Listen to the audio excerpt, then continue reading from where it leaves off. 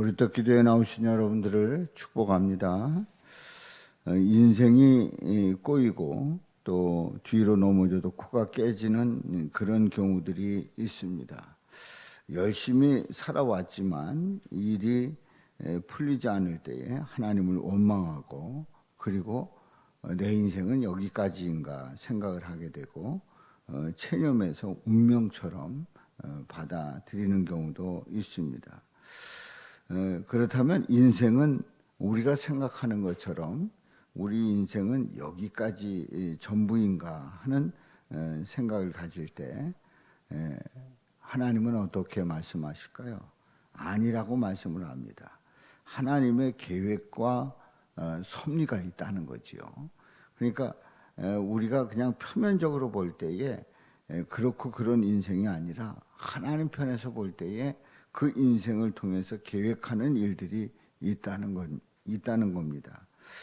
오늘 이 본문 말씀은 모세가 이제 그 갈대 상자에 담겨서 이제 바로의 딸에게 그 가게 되고, 그래서 바로 왕궁에서 40년 동안 지내게 됩니다. 그러나 이 모세는 여전히 그 이스라엘 민족에 대한 사랑하는 마음이 계속 이어졌고, 그리고 그 피가 흐르는 가운데서 이스라엘 사람들에 대한 일이라고 하면 그 의분에 찬 그런 그 모세의 모습을 오늘 이 본문에서 보게 됩니다. 이제 모세가 장성한 후에 40세가 되었을 때를 말하지요. 한 번은 자기 형제들에게 나가서 그들이 이제 고되게 노동하는 것을 봅니다. 그러니까 너무 힘들게 일하는 그런 이스라엘 사람들을 보면서 아주 안타까운 마음을 가지고 있는 거예요. 정말 속상한 거예요. 어떻게든지 이 사람들을 좀 편하게 할 수 없는가, 그런 생각을 하고 있는데, 어떤 애굽 사람이 한 히브리 사람, 바로 이스라엘 사람을 자기 형제를 치는 것을 보게 됩니다. 아니, 세상에 그렇게 힘들게 일하는 애굽 사람의 그 착취에 의해서 힘들게 일하는 이스라엘 사람들을 보고 너무 속상해하고 그리고 안타까운 마음을 가졌는데, 애굽 사람이 히브리 사람을 친단 말이에요. 모세의 형제들을 치는 것을 봅니다. 그래서 이제 분노가 치솟은 거죠. 이거 그냥 둘 수가 없는 거예요. 좌우를 살펴보니까 사람이 없습니다. 그래서 그 애굽 사람을 쳐 죽여서 모래 속에 감춥니다. 한마디로 얘기해서 사람을 죽였단 말이에요. 애굽 사람을 죽인 거예요. 한마디 이제 좌우에 사람이 없는 것을 보고 그 사람을 쳐 죽였으니까, 그래서 모래 속에 감췄으니까 완전 범죄입니다. 누구도 본 일도 없고, 누가 아는 사실도 없고, 또 누가 이거에 대해서 문제 삼을 사람도 없는 거예요. 완전 범죄를 저지른 겁니다. 그것도 살인죄를 말이죠.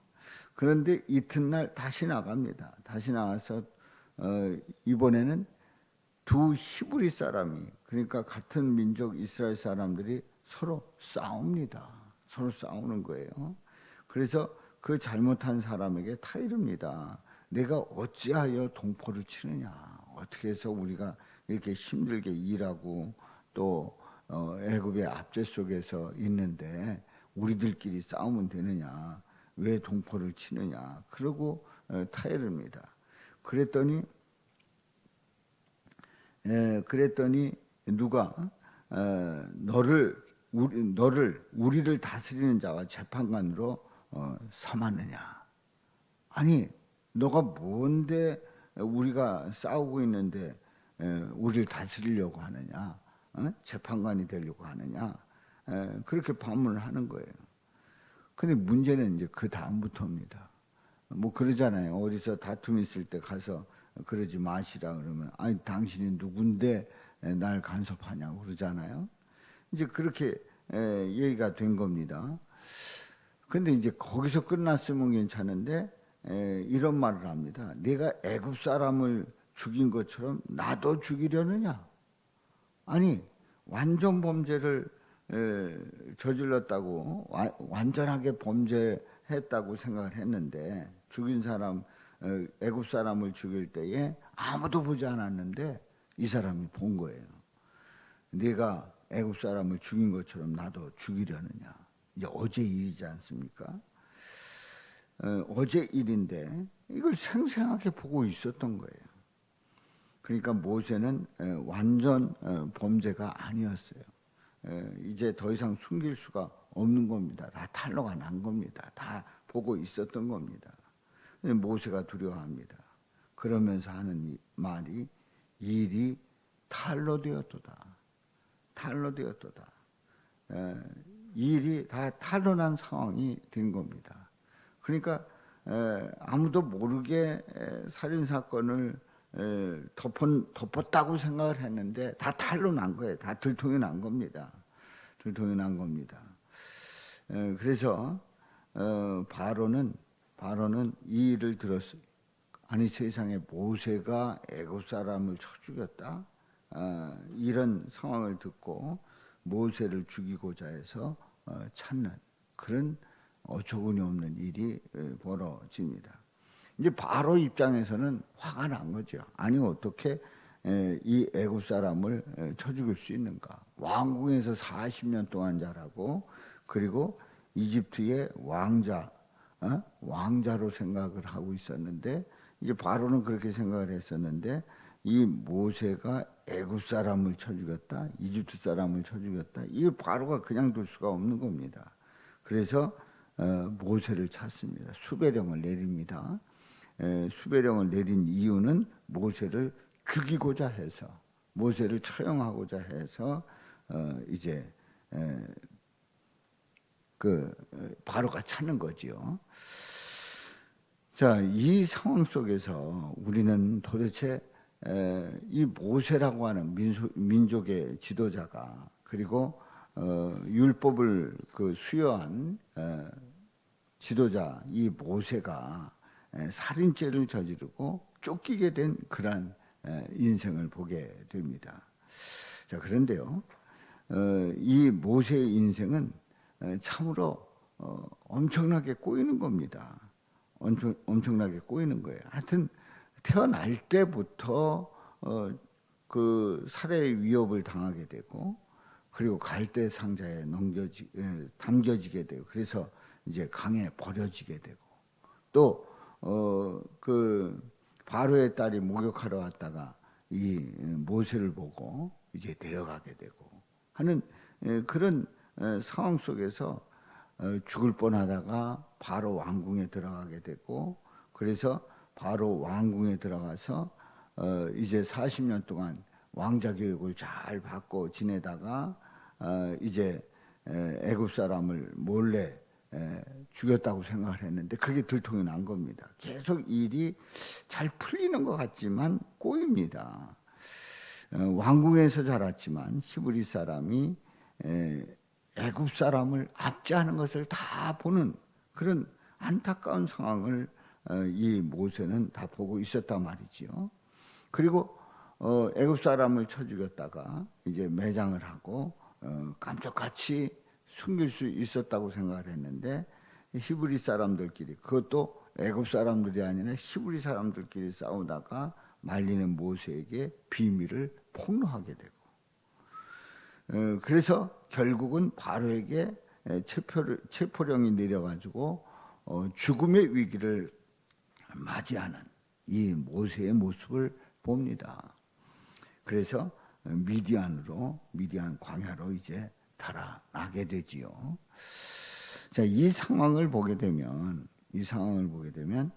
모세가 생각하는 대로 잘 돌아가질 않아요. 형통하지 않는 거예요. 또 뭐가 되려고 하면 거기에 덜컹덜컹하는 일들이 벌어진 거예요. 모세의 생각대로 돌아가지는 않았습니다. 그런데 하나님의 의도가 있었던 것을 보게 되지요. 인간적으로 볼 때는 모세 입장에서 보면은 무슨 인생이 이렇게 꼬이는가? 잘 되는 것 같다가 덜컹하게 되고 결국은 결국은 왕궁에서 이제 더 이상 지낼 수가 없어서 미디안 광야로 들어가는 거예요.